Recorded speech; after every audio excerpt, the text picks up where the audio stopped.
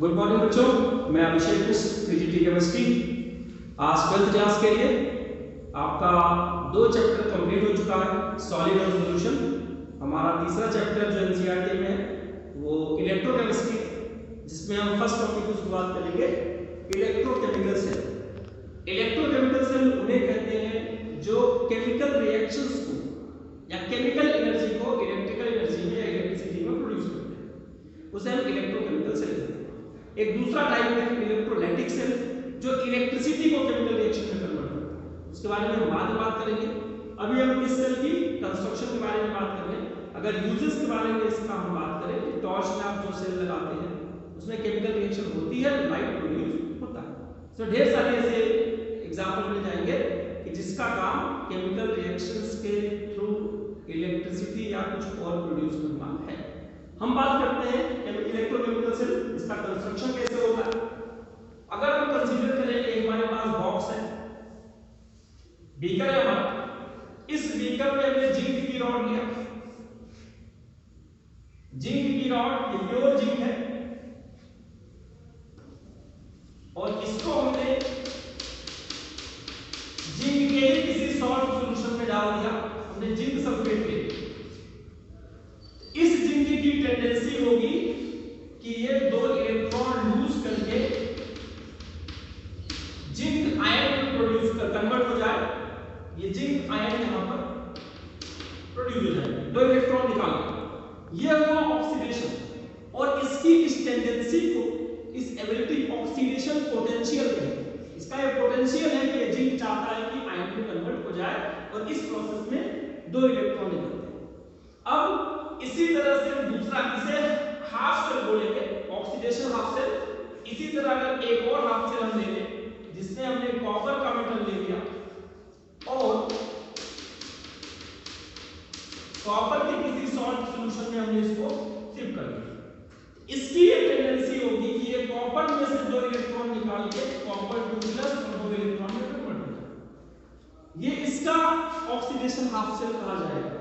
जब इन दोनों की कंपैरिजन आपस में की जाएगी, यानी इसको अगर हम एक वायर से जोड़ देते हैं, अब आप देखिएगा रिएक्टिविटी सीरीज ऑफ मेटल में zinc is more reactive than copper, यानी इन दोनों में कंपटीशन होगा कि कौन आयनाइज जल्दी होगा, किसका ऑक्सीडेशन जल्दी होगा। इस केस में जिंक आपका बाजी मार जाएगा और जिंक का ऑक्सीडेशन होगा, और जिंक की प्रेजेंस में ये रिएक्शन पूरी उल्टी हो जाएगी और रिएक्शन हो जाएगी रिवर्स। 2 इलेक्ट्रॉन ऐड होकर कॉपर 2 प्लस आयन में कॉपर में कन्वर्ट हो जाएंगे। यानी यहां पर जो पहले से आयन प्रोड्यूस है वो 2 इलेक्ट्रॉन लेकर इस पर डिपॉजिट हो जाएगा। ये वाली रॉड धीरे धीरे पतली होती जाएगी और ये वाली रॉड धीरे धीरे मोटी होती जाएगी, और जब ये पूरी तरह से खत्म हो जाएगी तो सेल आपका डेड हो जाएगा। एक निश्चित टाइम के बाद जिस सेल को आप टॉर्च में डालते हैं वो डेड हो जाता है बिकॉज ऑफ दिस रिएक्शन। ये पूरा खत्म हो जाता है, ये पूरा उल्टा सा हो जाता है और आपस में करंट का फ्लो नहीं होता। जब ऑक्सीडेशन की बात करते हैं तो यहाँ पर नेगेटिव प्लेट है जिंक की, क्योंकि यहाँ इलेक्ट्रॉन निकल रहा है, इसमें से नेगेटिव वाला ऑक्सीडेशन है, और यहाँ पर इलेक्ट्रॉन ऐड हो रहे हैं, पॉजिटिव वाला रिडक्शन। इसको कैथोड कहा गया जहाँ पर रिडक्शन होता है, और इसको एनोड कहा गया जहाँ पर ऑक्सीडेशन होता है। मैं एक बात फिर से कहना चाहूंगा, ये पॉसिबल है कि एनोड नेगेटिव की जगह पॉजिटिव हो जाए, कैथोड पॉजिटिव की जगह नेगेटिव हो जाए, बट ये कभी नहीं हो सकता कि एनोड पर ऑक्सीडेशन न हो। एनोड पर पूरी जिंदगी ऑक्सीडेशन होगा और कैथोड पर पूरी जिंदगी क्या होगा, रिडक्शन होगा। तो कोई भी केमिस्ट्री पढ़ रहे हो, इलेक्ट्रोकेमिस्ट्री में इलेक्ट्रोलाइटिक सेल पढ़े या इलेक्ट्रोकेमिकल सेल पढ़े। हो सकता है मैं तेज बोल रहा हूं, वीडियो को बार-बार देखिएगा। इन दोनों में एक कनेक्शन होता है, यू शेप की ट्यूब होती है। इस ट्यूब को हम सॉल्ट ब्रिज कहते हैं। इसका फंक्शन मैं बता दूंगा आपको। सॉल्ट ब्रिज यू शेप का ट्यूब है जिसमें अगार अगार नाम का सेमी सॉलिड पेस्ट भरा होता है। अगार अगार एक एल्गी है, ये पूरा सिस्टम में भरा हुआ होता है और इसमें strong electrolyte KClO3 KCl KNO3 ये सब प्रेजेंट होते हैं। इसका मेन फंक्शन क्या है, आयंस के पैसेज को आसान बनाना नंबर 1, और इलेक्ट्रिकल न्यूट्रलिटी को मेंटेन करना। Most important function of salt bridge is to maintain the electrical neutrality and makes the passage of ions easier from one cell to others if necessary. यहाँ पर हम बात करें करंट की flow हमेशा positive से नेगेटिव होगी। यहाँ पर मैं कुछ कंफ्यूज हो रहा हूँ। करंट का फ्लो होगा पॉजिटिव से नेगेटिव और इलेक्ट्रॉन का फ्लो होगा नेगेटिव से पॉजिटिव। मैं देख लेता हूँ कहाँ गड़बड़ी है। हाँ सही है, कोई गड़बड़ी नहीं है। यहाँ पर ये करंट का फ्लो है पॉजिटिव से नेगेटिव की तरफ और यह आपका इलेक्ट्रॉन का फ्लो। इलेक्ट्रॉन नेगेटिव से पॉजिटिव जाएगा और करंट पॉजिटिव से नेगेटिव जाएगा। इस सेल का ई नॉट सेल होता है, ई नॉट सेल बोलते हैं ई कैथोड माइनस ई एनोड, ई कैथोड माइनस ई एनोड। इसको बोलते हैं 1.1 वोल्ट ये एक्सपेरिमेंटली पाया। हमने बात भी बताई आपको इलेक्ट्रोलाइट आपका ये जिंक सल्फेट और मेटल जिंक जब जिंक आयन में कन्वर्ट होता है उसके उस पोटेंशियल को ऑक्सीडेशन पोटेंशियल कहते हैं। इसी तरह यहां से भी इसका रिडक्शन होगा तो रिडक्शन पोटेंशियल कहेंगे। और ये हाफ सेल है, आपस में दो हाफ सेल मिलकर एक कंप्लीट सेल बनाती है, ये ध्यान रखिएगा। और अगर इन सब की कंसंट्रेशन 1 मोल पर लीटर मान ली जाए, यहां पर 1 मोल पर लीटर, वहां पर 1 मोल पर लीटर, तो इलेक्ट्रोड पोटेंशियल को ही हम स्टैंडर्ड इलेक्ट्रोड पोटेंशियल कहते हैं। ध्यान रखिएगा। अब हम बात करते हैं इसी सेल में अगर हम एक्सटर्नल पोटेंशियल लगा दें, ई नॉट सेल एक्सटर्नल, जिसकी वैल्यू 1.1 वोल्ट से कम हो तो ज्यादा हो, जिसकी वैल्यू 1.1 वोल्ट यानी इससे ज्यादा हो, तो याद रखिएगा ये एनोड कैथोड की तरफ बिहेव करेगा और ये कैथोड एनोड की तरफ बिहेव करेगा। यानी करंट अब इधर से इधर जाएगी और इलेक्ट्रॉन इधर जाएगा। ये आपके एनसीईआरटी में अच्छे से ड्रा हुआ है, उसको आप समझिएगा। व्हेन, फिर से बोल देता हूं, when external potential is greater than E not cell, then the direction of current as well as electron is reversed. और अगर लो है तो ऐसे ही चलता रहेगा। और अब अगर वो इक्वल है, एक्सटर्नल आपका इक्वल है 1.1 वोल्ट के, तो यहां पर ना तो ऑक्सीडेशन होगा ना तो रिडक्शन होगा, जो जैसे ही सेल पड़ा है वैसे ही पड़ा रहेगा, कोई भी रिएक्शंस नहीं होगा। तो 3 कंडीशंस आपकी गिवन है। When the external potential is less than 1.1 volt, तो ये होगा जो पहले बताया मैंने। When external potential is greater than 1.1 volt, all the reactions are reversed, cathode anode हो जाएगा, एनोड कैथोड हो जाएगा। और अगर इक्वल हो जाए तो कोई करंट फ्लो नहीं होगी, कोई केमिकल रिएक्शन नहीं होगी। जो ई नॉट सेल है इसके बारे में मैंने बताया आपको कि ई कैथोड माइनस ई एनोड करके हम ई नॉट सेल निकाल सकते हैं। और इसको अगर हम रिएक्शन को इकट्ठी करें तो जिंक का ऑक्सीडेशन हुआ, कॉपर का रिडक्शन हुआ, जिंक का ऑक्सीडेशन जिंक 2+ में, कॉपर का, इसे हम केमिकल रिएक्शन कहते हैं। यहां से हम बोल सकते हैं कि इसका ऑक्सीडेशन है और इस वाले का रिडक्शन। इसी का सेल डिपिक्शन करके दिखाते हैं हम आपको, पेपर में आता है। इसका सेल डिपिक्शन कैसे करेंगे? जिंक का क्या हुआ? ऑक्सीडेशन, इसमें जिंक 2+ में, कॉपर 2+ का क्या हुआ? रिडक्शन, इसमें कॉपर में। और इन दोनों को सॉल्ट ब्रिज से अलग कर दो, इसको हम सॉल्ट ब्रिज कहते हैं। इधर आपका ऑक्सीडेशन हो गया, एनोड हो गया, इधर कैथोड हो गया, रिडक्शन। इसे हम सेल डिपिक्शन कहते हैं। इसकी जगह कॉपर की जगह सिल्वर भी लिया जा सकता है या मैग्नीशियम भी लिया जा सकता है। Number of examples are present in NCERT. आपको बारी-बारी से सब की वैल्यू को पुट करके इसे करके कंप्लीट करके देखना है कि किसका सेल डिपिक्शन क्या होगा, कंप्लीट रिएक्शन क्या होगी, ऑक्सीडेशन क्या होगा, रिडक्शन क्या होगा। आपको अच्छे से समझना है। इसमें से कुछ न कुछ हर साल में करना है बोर्ड के एग्जाम में। अगर अब हम बात करें एक टर्म है इसमें NERNST, नस्ट इक्वेशन। इन्होंने क्या कहा? ई सेल निकाला, E cell is equal to E not cell.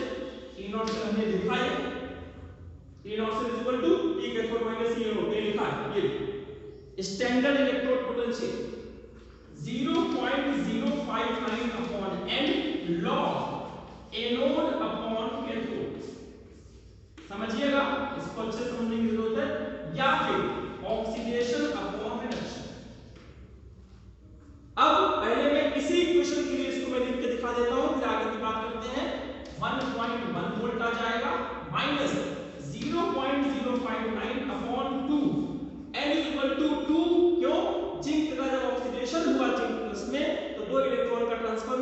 Same transfer of electron यहाँ होगा। चाहे एनोड चेक कर लीजिए चाहे कैथोड चेक कर लीजिए, total number of transfer electron represent small n log. अब एनोड मतलब जिंक आयन वाली कंडीशन लिखिए, न्यूट्रल नहीं लिखना है, और यहाँ कॉपर 2। हमें ये न्यूट्रल वाला नहीं लिखना, आयन वाला लिखना है। मोल पर लीटर आयन का होता है, सॉलिड में 1 मोल पर लीटर ही होगा, उसकी कोई जरूरत लिखने की नहीं है। तो इसको हम बोल सकते हैं ये नस्ट इक्वेशन किस रिएक्शन के लिए, इस सेल के लिए। अगर ये वैल्यू गिवन रहेगी हम लॉग ऑफ देख के इसका ई सेल निकाल सकते हैं। अब इस पर मैं थोड़ा सा एक कमेंट कर दूं, ई सेल क्या है और ई नॉट सेल क्या है, और ई नॉट सेल की वैल्यू ज्यादा कब होती है, ई सेल की वैल्यू कम कब होती है। जो ई सेल है वो मैक्सिमम पोटेंशियल है। हम शोरूम में कोई बाइक खरीदने जाते हैं, हम बताते हैं चलो, शोरूम वाला क्या बोलता है हमको कि इस बाइक की आइडियल कंडीशन में एवरेज हमारी 80 है, लेकिन हमको एग्जैक्टली 80 मिलता है नहीं, हमें क्या मिलता है 45, 50, 60, 65, मैक्सिमम 65। तो जो हमें मिला वो ई सेल है, जो मिलना चाहिए था वो ई नॉट सेल है, और जो गड़बड़ी हुई ये पूरी गड़बड़ी निकल जाती है। किसमें निकल जाती है, धुआं निकलता है, नॉइज करती है, आप हॉर्न बजाते हैं, आप ब्रेक लगाते हैं, उसमें एनर्जी का लॉस होता है। तो जो लॉस है वो ये है, उस लॉस को अगर ई नॉट सेल में से माइनस करते हैं तो हमें ई सेल पता लग जाएगा। सिंपल सा, फिर से एक एग्जांपल, 10th क्लास में आपके कितने नंबर आए, 92%।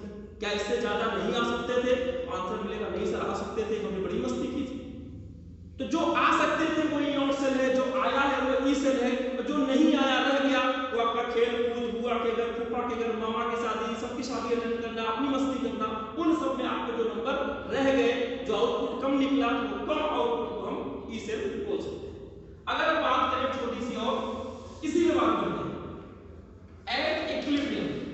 इक्विलिब्रियम आपने 11th में पढ़ा हुआ है, जो ई सेल होता है उसकी वैल्यू 0 होती है। अगर हम यहां 0 पुट करते हैं तो 0 is equal to E not cell is equal to 0.059 upon n log. ध्यान से देखिए ये प्रोडक्ट अपॉन रिएक्टेंट है, इसमें देखिए ये प्रोडक्ट और ये reactant, zinc upon copper, zinc 2+ upon copper 2+, ये प्रोडक्ट ये रिएक्टेंट, उसी के रेशियो को Kc कहते हैं। यानी हम ये भी कह सकते हैं ई नॉट सेल को इधर कर दीजिए, E not cell is equal to 0.059 upon n log Kc। Next equation के आगे हम ये भी इक्विलिब्रियम कांस्टेंट भी निकाल सकते हैं इसका, ई नॉट सेल अगर हमें पता हो तो, क्योंकि इक्विलिब्रियम में ई सेल की वैल्यू 0 हो जाती है।